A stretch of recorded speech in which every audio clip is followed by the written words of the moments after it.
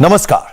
अब से कुछ मिनटों पहले प्रधानमंत्री मोदी ने वेल डन वाला एक ट्वीट किया है। मोदी का यह ट्वीट नॉन पॉलिटिकल है, एक एथलीट के लिए है, लेकिन मोदी के एक मास्टर स्ट्रोक ने उनके विरोधी खेमे को बहुत सैड कर दिया है। पेट्रोल डीजल के दाम पर वैट घटाने को लेकर ओडिशा के मुख्यमंत्री नवीन पटनायक मोदी की टीम में आ गए हैं। मोदी के फैसले को 22 राज्यों का फुल सपोर्ट मिल रहा है, लेकिन मोदी विरोधी 14 ऐसे राज्य हैं जो टस से मस होने का नाम नहीं ले रहे। ये सारी मोदी विरोधी सरकारें या तो बहाने मार रही हैं या फिर सिर्फ चर्चा कर रही हैं। तेल के नाम पर नया महागठबंधन बना है। एंटी मोदी गैंग फिर एक्टिव हो गया है। ये प्रो पीपल टीम बनाम एंटी पीपल टीम का मैच है। तेल वाले मैच में कौन जीत रहा है, इस रिपोर्ट से समझते हैं। देश के 22 राज्यों के मुख्यमंत्री खुलकर मोदी की टीम में आ गए हैं, मगर 14 राज्यों के सीएम तेल के नाम पर महागठबंधन कर बैठे हैं। एंटी मोदी के चक्कर में एंटी पब्लिक वाली पॉलिटिक्स कर रहे हैं। ये प्रो पीपल टीम बनाम एंटी पीपल टीम का पेट्रोल डीजल वाला मैच है, जिसमें एंटी मोदी गैंग के सारे कैरेक्टर सियासी माइलेज लेने की फिराक में हैं। इसलिए सब के सब इकट्ठे हो गए हैं। कोई खेत में खड़े होकर तेल कर रहा है, कोई सोफे पर बैठकर प्रेस कॉन्फ्रेंस करके तेल के दाम पर सियासी जोड़ घटाव कर रहा है। राहुल भले ही इंडिया से बाहर हो, मगर ट्विटर पर एक्टिव है। मोदी का माइलेज कम करना है, इसलिए विदेश में बैठकर रिवर्स गियर और ब्रेक फेल वाले टेक्स्ट चिपका रहे हैं। नए नए हैशटैग भी बन रहे हैं। अब की बार मार्केट में कांग्रेस नया हैशटैग लेकर आई है। डिफीट बीजेपी, सेव इंडिया वाला स्लोगन दिया है। शशि थरूर जैसे नेता चाइनीज ऐप वाली फोटोशॉप तस्वीरें घुमा रहे हैं। मोदी से नफरत की इंतहा यह है कि कांग्रेस की टाइमलाइन पर बेसिर पैर के मीम्स भी चिपकाए जा रहे हैं। सच्चाई तो यह है कि इस वक्त देश में तेल वाली सियासत नहीं हो रही। सारे मोदी विरोधी तेल वाली पिच पर लोकतंत्र खतरे में है। तानाशाही, अन्याय और पता नहीं कितने फेक नैरेटिव वाला बाउंसर फेंक रहे हैं। ये सब इसलिए हो रहा है कि एक झूठी छवि बनाई गई प्रधानमंत्री की। आज से नहीं, 2013-14 से बनाई गई, जब वो प्रधानमंत्री भी नहीं थे, जिसको अंग्रेजी में कहते हैं मैचो इमेज। मगर अब सड़कों पर मोदी विरोधियों के खिलाफ माहौल बनने लगा है। पुतले जलने लगे हैं, पोस्टर्स दिखने लगे हैं, और इसकी सबसे बड़ी वजह है मोदी के फैसले के साथ आए अलग अलग राज्यों के मुख्यमंत्री। देश के 22 राज्यों के मुख्यमंत्री मोदी की लाइन पर हैं, जिसमें बीजेपी अलायंस की सरकारों के साथ साथ एक राज्य ओडिशा भी है। यानी नवीन पटनायक भी इस मुद्दे पर मोदी के साथ आ गए हैं।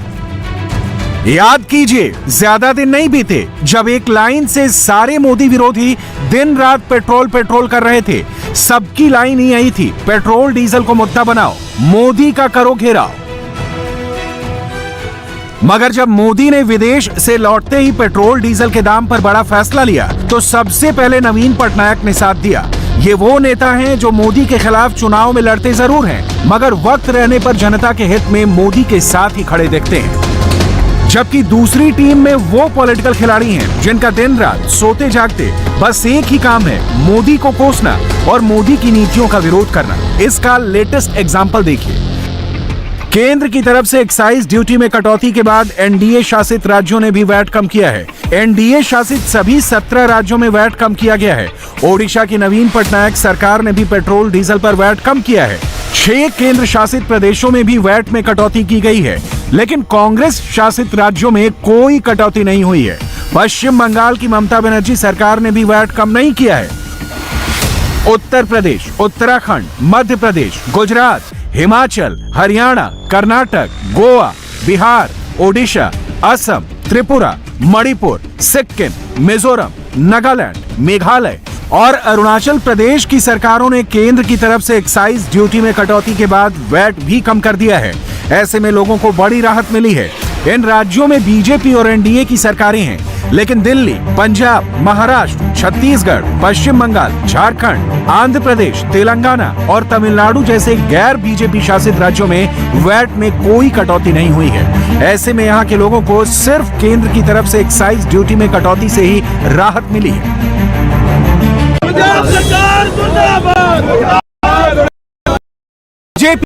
सरकार उन गैर बीजेपी शासित राज्यों के खिलाफ मैदान में उतर आई है जो कहते कुछ और हैं, करते कुछ और हैं। हंगामा सड़क पर भी हो रहा है, सोशल मीडिया पर भी घमासान छिड़ा है। बीजेपी ने आज एक ऑल इंडिया मैप जारी करके विपक्ष को आईना दिखाया। पेट्रोल और डीजल पर कहां वैट घटा, कहां नहीं घटा, उसका डेमो दिखाया।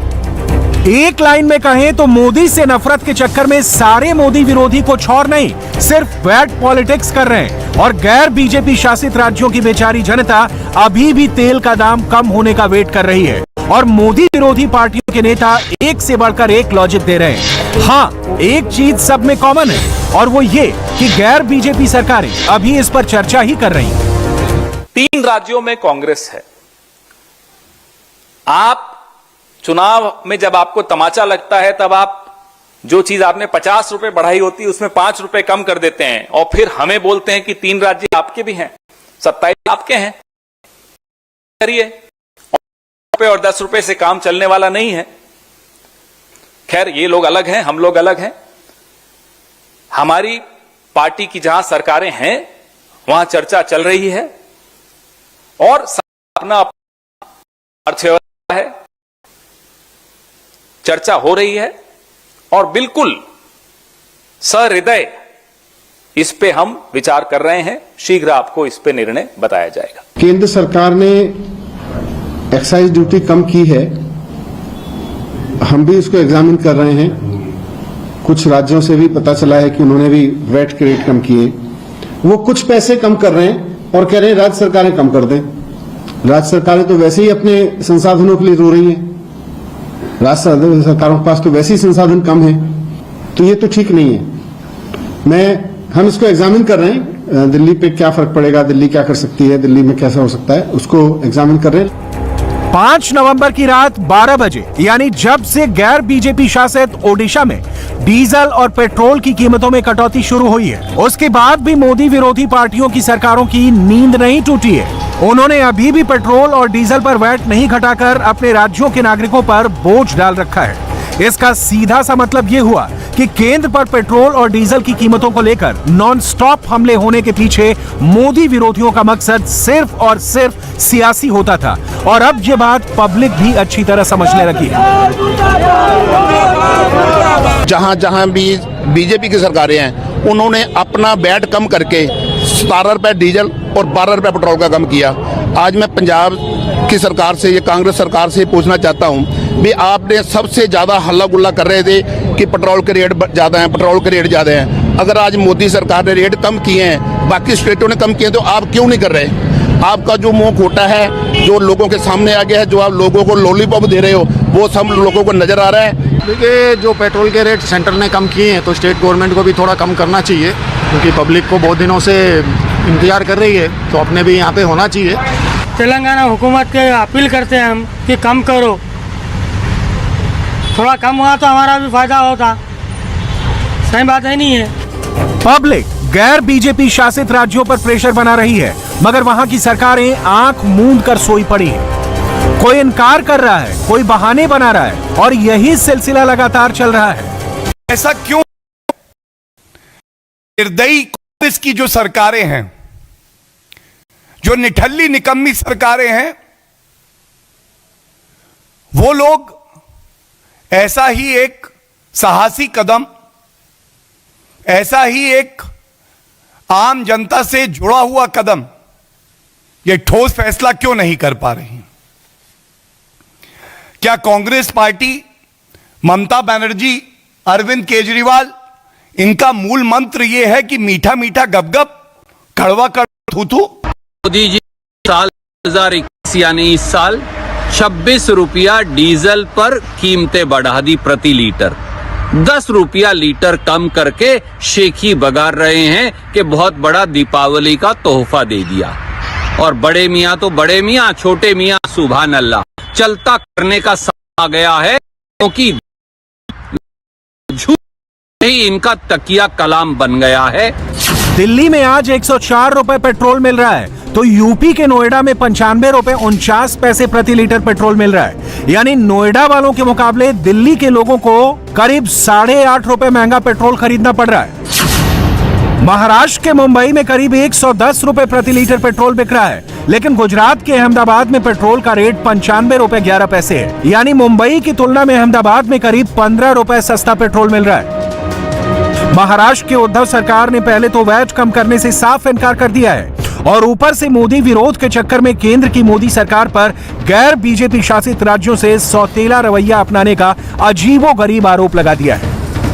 पूरी तरह से गैर भाजपाई सरकारों के साथ सौतेला व्यवहार किया जा रहा है और निश्चित रूप से सरकारें अपना बजट बनाए रखने के लिए जो भी निर्णय ले रही हैं, हम तो कहते हैं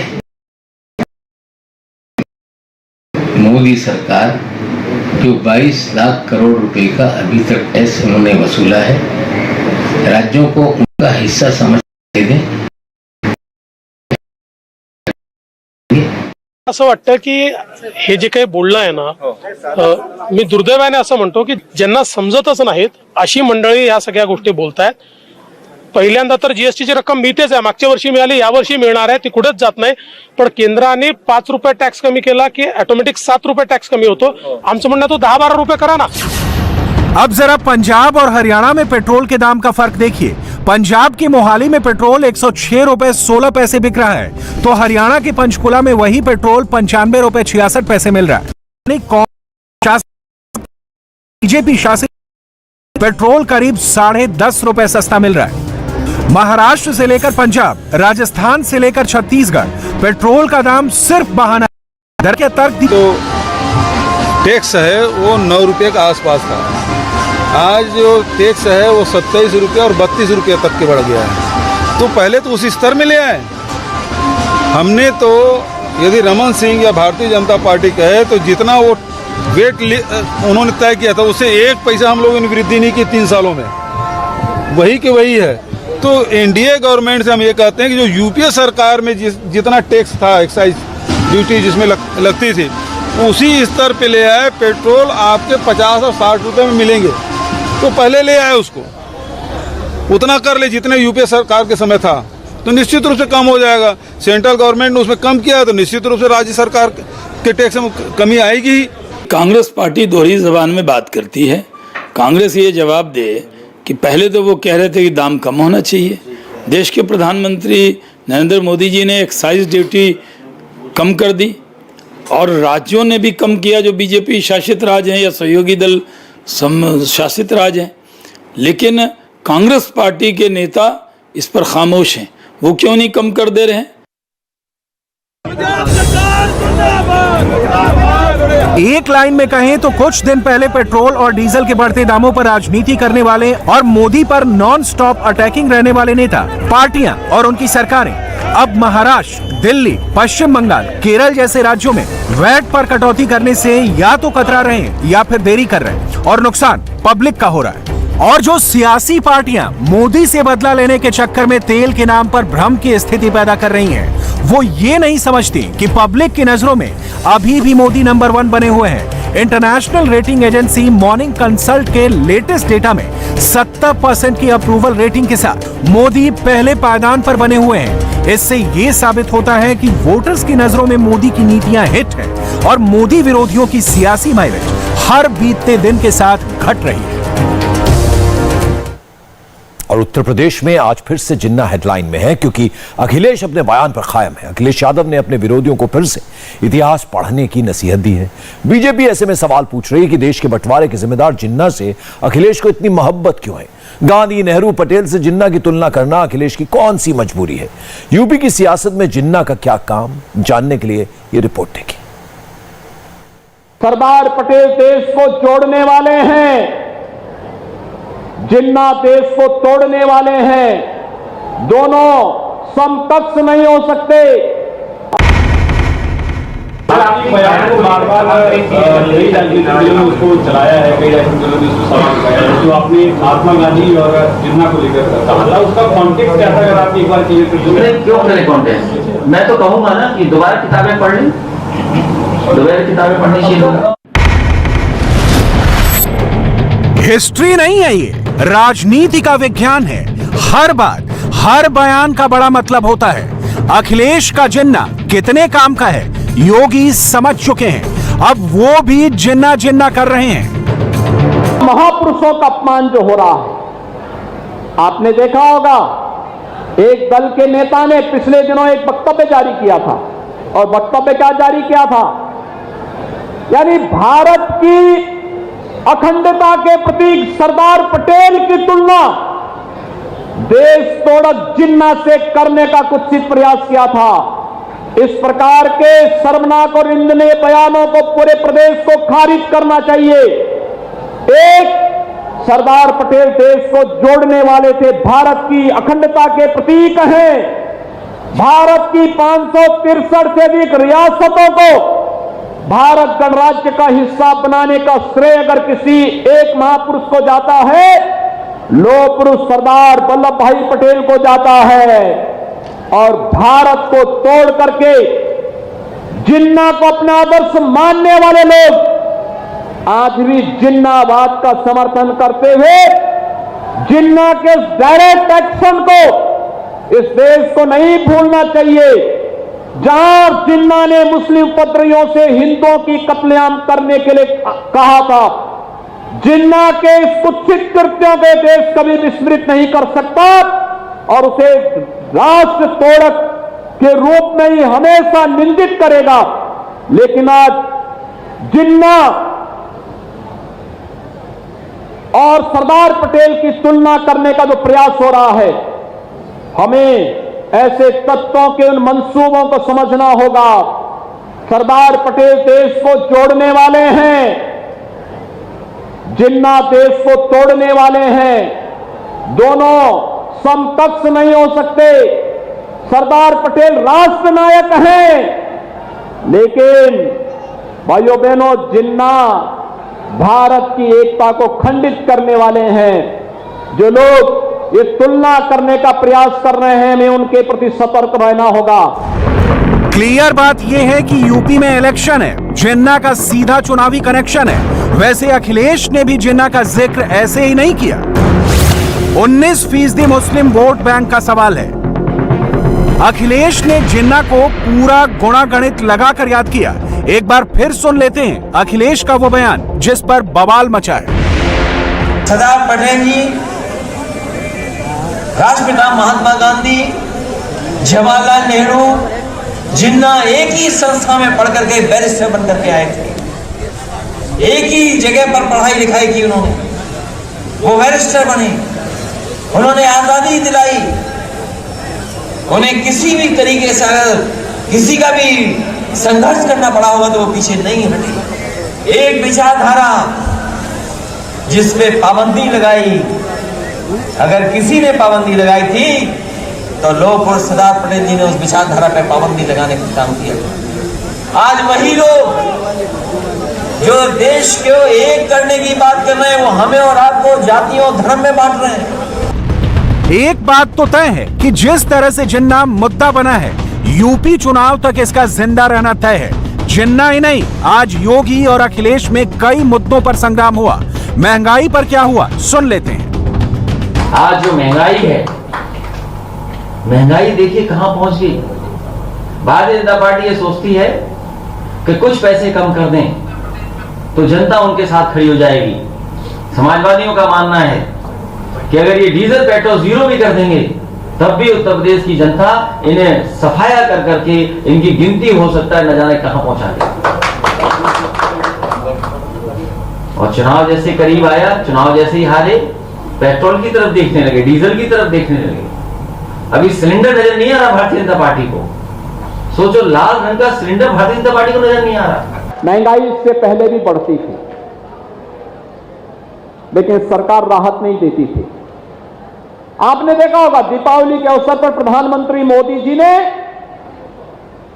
डीजल और पेट्रोल पर एक्साइज की ड्यूटी को भारी कटौती करवा दी और प्रदेश सरकार ने सहयोग करते हुए साथ में कहा कि डीजल और पेट्रोल पे 12 रुपए हम लोग कटौती करेंगे। और भाइयों बहनों, आज आपने देखा होगा कितनी राहत मिली है। डीजल और पेट्रोल के दाम घटाने से क्या राहत मिली है? सभी लोग खुश हैं। योगी आदित्यनाथ अखिलेश पर उनके ही घर में घुसकर गरज रहे थे। औरैया इटावा में योगी का कार्यक्रम था। दिमाग में 2017 का रिजल्ट था। समाजवादी पार्टी के गढ़ में घुसकर कमल खिलाया था। 2017 विधानसभा चुनाव, इटावा की 3 सीटों में से 2 सीट पर सेंध लगा दी थी, जबकि औरैया की 3 सीट बीजेपी ने हथिया ली थी। एक बार फिर से योगी को यहां से उम्मीद है, इसलिए आज वो यहां आए हैं। आपने पिछली बार भारतीय जनता पार्टी को 3 विधायक चुनाव जिता करके भेजे थे ना, सांसद भी आपने भेजा, मैं आपका अभिनंदन करता हूं। इस बार फिर तैयार हैं? सभी लोग तैयार हैं? अच्छे लोग भेजेंगे चुनाव जिता करके तो अच्छा कार्य भी होगा, और नहीं तो विपक्ष की सरकार होगी। आप देख रहे हो अभी से उनके गठजोड़ किन लोगों से हो रहे हैं। जेल में जाकर के कुख्यात माफियाओं से, जिसको हम लोग चिमटा से भी छूना नहीं चाहते, वहां जाकर के उसको गले लगाने का प्रयास फिर से हो रहा है। भाइयों बहनों, यह आपराधिक मानसिकता, राजनीति का यह अपराधीकरण प्रदेश के सामने पहचान का संकट खड़ा किया था, और ये राजनीति के अपराधीकरण को हर हाल में रोकना पड़ेगा। आज योगी आदित्यनाथ के चुनाव लड़ने की खबर भी फ्लोट हो रही थी। योगी से पूछा गया कि आप विधानसभा चुनाव लड़ेंगे, अगर लड़ेंगे तो कहां से लड़ेंगे। इस पर योगी ने कहा कि चुनाव लड़ने पर पार्टी फैसला करेगी। मैंने हमेशा चुनाव लड़ा है, पार्टी जहां से कहेगी वहां से लड़ूंगा।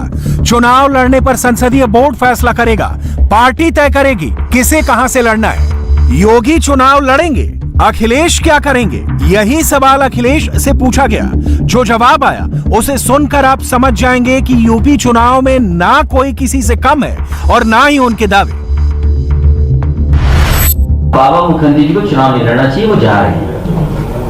जाने वाले से क्या लेना देना? आप चुनाव लड़ेंगे? समाजवादी पार्टी ने तय किया है और समाजवादी पार्टी तय करेगी, और मैदान में चुनाव जब होगा तो चुनाव में होंगे मैदान में। ये क्या बात हुई? आप क्या कह रहे हो?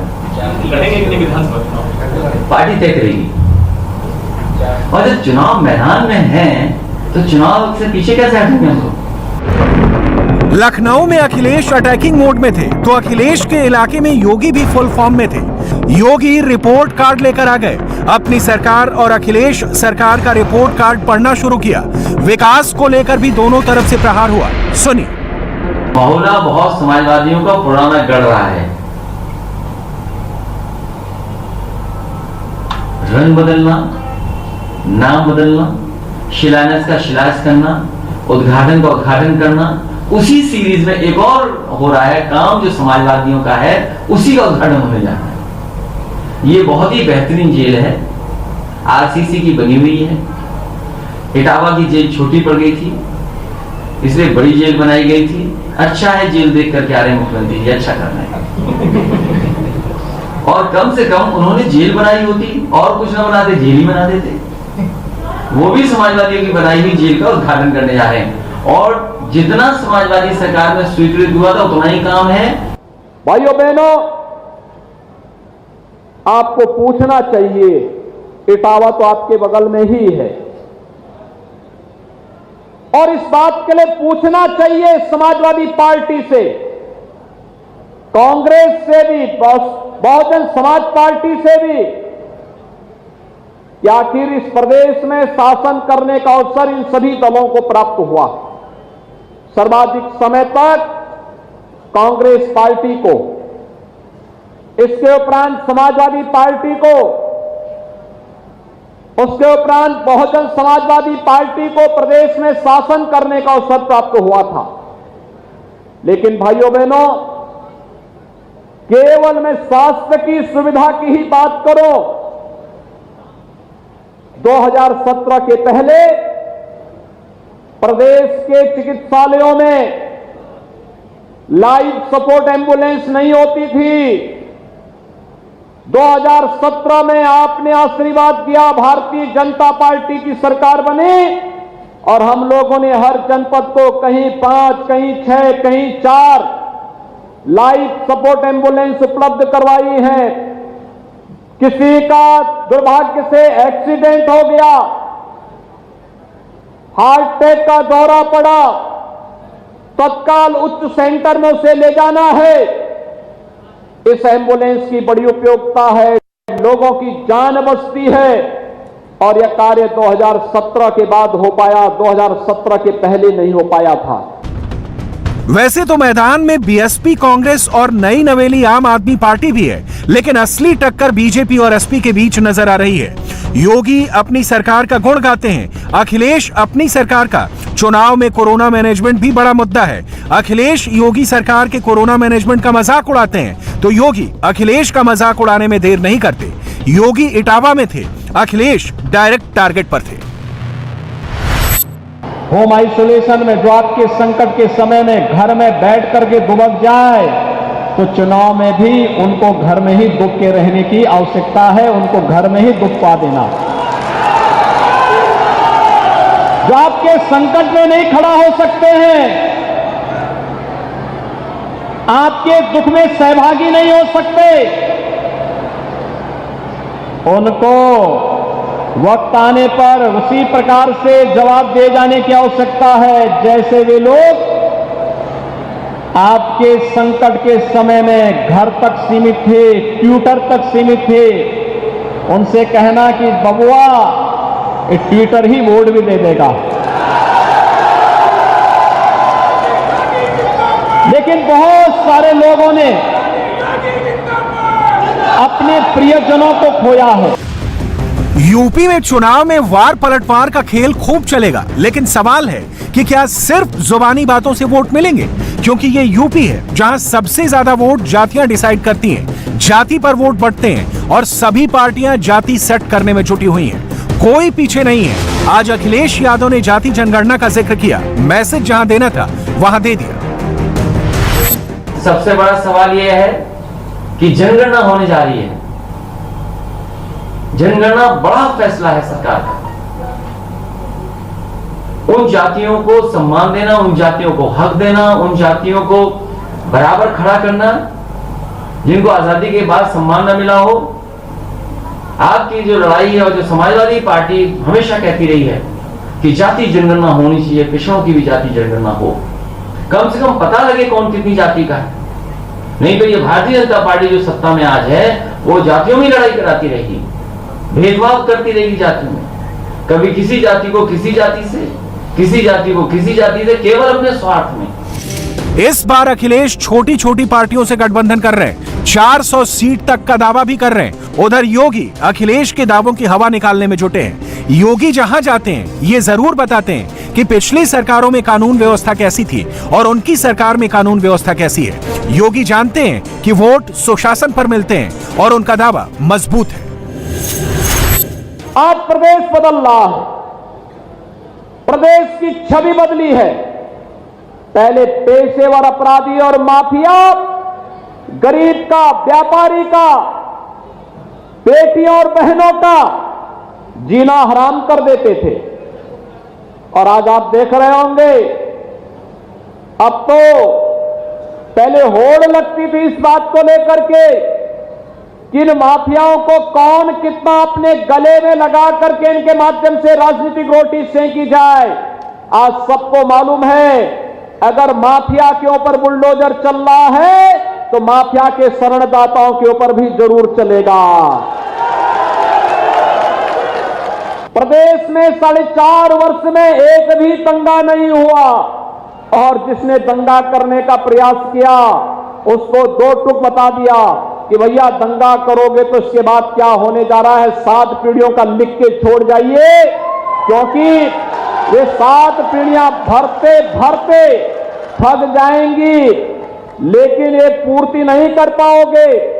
इसलिए दंगा करना छोड़ दो, आस्था के साथ खिलवाड़ करना छोड़ दो, पर्व और त्योहारों की परंपरा पर व्यवधान पैदा करना छोड़ दो, सामान्य नागरिकों का, वंचितों का, गरीबों का, व्यापारियों का, किसानों की संपत्ति पर कब्जा करना छोड़ दो और अगर करोगे तो ब्याज सहित वसूली भी होगी।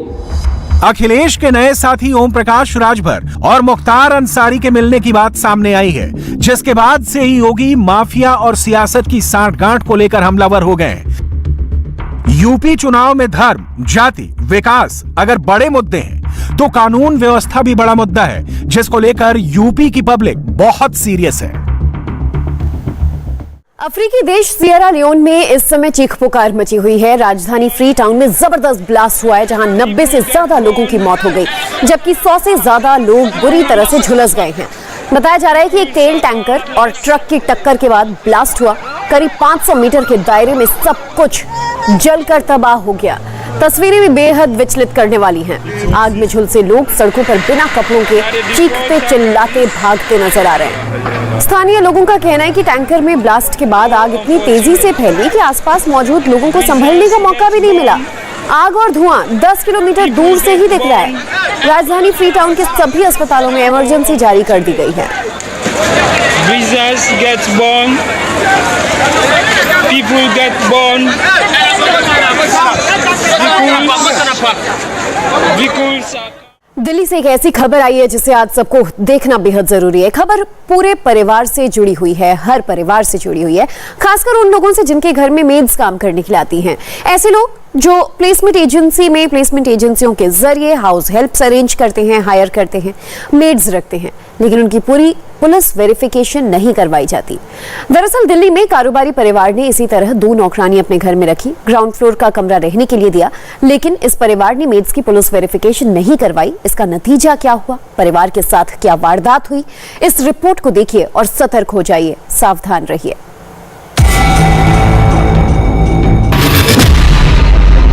ना गोली चली, ना खून बहा, ना चाकू, ना कोई हथियार दिखाया, सिर्फ एक पेचकस से डराया, धमकाया, पेचकस दिखाकर हाथ पैर बांधे और लूट ले गए 2 करोड़। ये बात सुनने में अजीब लगे, पहली बार में सुनकर यकीन करना मुश्किल हो, लेकिन ये सच है। लूट की ये वारदात दिल्ली में हुई, देश की राजधानी के सबसे पॉश इलाकों में से एक पश्चिम बिहार के इस मकान में हुई। तारीख 2 नवंबर, वक्त शाम 4 बजे, जगह शुभम एनक्लेव, पश्चिम बिहार, दिल्ली। इस वक्त तो मौजूद है पश्चिम बिहार के शुभम एनक्लेव में, और ये जो आप सामने मकान देख रहे हैं C39, यहाँ पर रविंदर नाम के एक व्यापारी हैं जिनका मुंडका इलाके में गेट की फिटिंग्स का बिजनेस है, उनका ये मकान है। और 2 नवंबर की ये पूरी की पूरी वारदात है। 2 नवंबर को शाम करीब 4 बजे के आसपास घर के अंदर कुछ लोग दाखिल होते हैं, और दाखिल होने के बाद घर में रविंदर जो है, उनकी पत्नी मौजूद होती हैं, बच्चे मौजूद होते हैं, उनके हाथ पैर बांध देते हैं और घर में जितना भी कैश रखा होता है और जो ज्वेलरी होती है जिसकी कीमत लगभग 2 करोड़ के आसपास बताई जा रही है, उससे लूटकर फरार हो जाते हैं। अब इस केस में कई पेच हैं, कई अनसुलझे सवाल हैं। मामला 2 करोड़ कैश और 50 करोड़ की ज्वेलरी की लूट का है। पहला सवाल ये है, आखिर लुटेरे घर के अंदर दाखिल कैसे हो गए? क्या लुटेरे इस घर को पहले से जानते थे? क्या लूट करने वालों की किसी ने मदद की थी? क्या घर के अंदर से ही मुखबिरी हुई थी? इन सारे सवालों का जवाब जानने के लिए हमारे संवाददाता अभय पराशर ने पुलिस के सीनियर अफसरों से बात की। पुलिस ने कैमरे पर फिलहाल कोई स्टेटमेंट नहीं दिया, लेकिन पूरी घटना का सीक्वेंस, पूरी क्रोनोलॉजी बता दी। पुलिस के मुताबिक दिवाली से 2 दिन पहले जिस वक्त वारदात हुई, घर के मालिक रविंद्र मुंडका में अपने दफ्तर में थे। घर में उनकी वाइफ हरमीत अरोड़ा, उनके भाई की पत्नी मनिंदर कौर और उनका बेटा मौजूद था। इसी दौरान ग्राउंड फ्लोर पर 2 मेड में से एक ने चुपके से घर का दरवाजा खोला। अचानक घर के अंदर एक अनजान शख्स दाखिल हुआ, उसके हाथ में पेचकस था। पुलिस का कहना है कि ये पेचकस वाला नौकरानी का जानकार था। जैसे ही ये शख्स दाखिल हुआ, उसने घर में मौजूद रविंद्र की वाइफ को पेचकस से डराया, जान से मारने की धमकी दी, घर में ही मौजूद एक चादर को फाड़ा और फिर उसी से हरमीत के हाथ पैर बांध दिए। इतने में रविंद्र के घर 2 और लोगों की एंट्री हो गई। ये दोनों भी लुटेरे थे। अब तीनों ने मिलकर घर में पैसों की तलाश करनी शुरू कर दी। पुलिस का दावा है कि शुरुआत में उन्हें सिर्फ 2000 रुपए कैश मिला, लेकिन जब वो ग्राउंड फ्लोर के बाद फर्स्ट फ्लोर पर गए तो वहां रविंद्र के भाई की पत्नी मनिंदर और उसका बेटा मौजूद था। इन दोनों को भी बांध दिया और फिर मौके से 2 करोड़ कैश और करीब 50 लाख रुपए की ज्वेलरी लेकर फरार हो गए। इनके साथ साथ घर की दोनों नौकरानी भी रफू चक्कर हो गई। पूरे मामले की तफ्तीश जब पुलिस ने शुरू की तो पुलिस को यह पता लगा कि करीब 1.5 महीने पहले घर के अंदर जो घर परिवार के लोग हैं उन्होंने 2 नौकरानी जो हैं उन्हें हायर किया था और वो ग्राउंड फ्लोर पर यहां पर रह रही थी, जिसमें एक मेड जो है उसका नाम मीना है और एक का नाम हीमा कुमारी है, जिसे विष्णु कुमार प्रधान नाम के एक शख्स जो कि प्लेसमेंट एजेंसी चलाता है कोटला मुबारकपुर में, उनसे इन्होंने हायर किया था और अपने घर पर उन्हें एज ए मेड उन्हें यहां पर रखा था।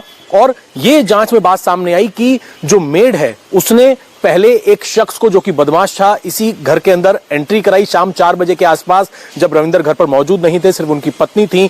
और मेड ने जब एंट्री कराई एक बदमाश को, उसके बाद बाकी के बदमाश यहां पर पहुंचे। पहले ग्राउंड फ्लोर पर उन्होंने पूरी तरीके से जो परिवार के लोग थे उनको बांधकर यहां पर तलाशी ली और उसके बाद फर्स्ट फ्लोर पर उन्होंने तलाशी ली और घर में रखा काफी कैश, और जो घर वालों ने शिकायत दी है उसके मुताबिक 2 करोड़ रुपए के आसपास कैश और ज्वेलरी जो है वो ये बदमाश लूट कर फरार हो गए। इनके पास पेचकस जो है वो हथियार बनाकर ये लोग लेकर आए थे।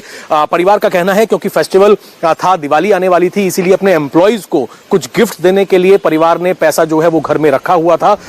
इस वक्त परिवार स्ट्रेस में है, परेशान है, इसलिए ऑन कैमरा आप बीती सुनाने को तैयार नहीं, लेकिन ऑफ कैमरा रविंद्र के परिवार ने हमारे रिपोर्टर के साथ कुछ और इंपॉर्टेंट डिटेल शेयर की। परिवार की तरफ से कहा गया कि 2 नवंबर को लूट से पहले जब एक मेड ने खाना बनाया तो उसमें कुछ नशीला पदार्थ भी मिलाया था। इसके चलते रविंद्र की पत्नी की तबीयत खराब हो गई थी। हालांकि पुलिस जांच में एक और चौंकाने वाली बात सामने आई। पता ये चला कि इस परिवार ने घर में 1.5 महीने पहले आई दोनों मेड्स की पुलिस वेरिफिकेशन नहीं करवाई थी। प्लेसमेंट एजेंसी पर भरोसा करके दोनों नौकरानी को घर पर रख लिया, रहने के लिए ग्राउंड फ्लोर दे दिया। फिलहाल जो यहां पर सीसीटीवी कैमरे लगे हुए हैं, इन सीसीटीवी कैमरों के आधार पर पुलिस कोशिश कर रही है कि आरोपियों को पकड़ा जा सके। घर के अंदर हालांकि सीसीटीवी कैमरे मौजूद नहीं थे, लेकिन इन सीसीटीवी फुटेज के आधार पर फिलहाल पुलिस इस पूरे मामले की तफ्तीश कर रही है। और पुलिस का यह साफ तौर पर कहना है कि अभी तक की जांच में यह पता चला है कि जो सर्वेंट यानी कि 2 मेड जो परिवार के लोगों ने रखी थी वो जिस प्लेसमेंट एजेंसी से ली गई थी उनका पुलिस वेरिफिकेशन नहीं कराया हुआ था। यह बात जांच में निकलकर सामने आई है। परिवार के लोग फिलहाल बात करने को मौजूद नहीं है, लेकिन पुलिस का कहना है कि सीसीटीवी फुटेज और प्लेसमेंट एजेंसी का जो ऑनर है उसके आधार पर फिलहाल जो बदमाश हैं और जो मेड्स थी जो घर में काम कर रही थी, जिनकी मदद के जरिए इस पूरी वारदात को अंजाम दिया गया, उनकी फिलहाल पुलिस तलाश कर रही है और जल्द इस केस को सुलझाने का दावा भी किया जा रहा है। कैमरामैन चंद्रभान के साथ Abhay Parashar, India TV, Delhi. India TV हर वक्त हर जगह डाउनलोड करने के लिए सर्च करें India TV news Google Play Store या ऐप स्टोर पर।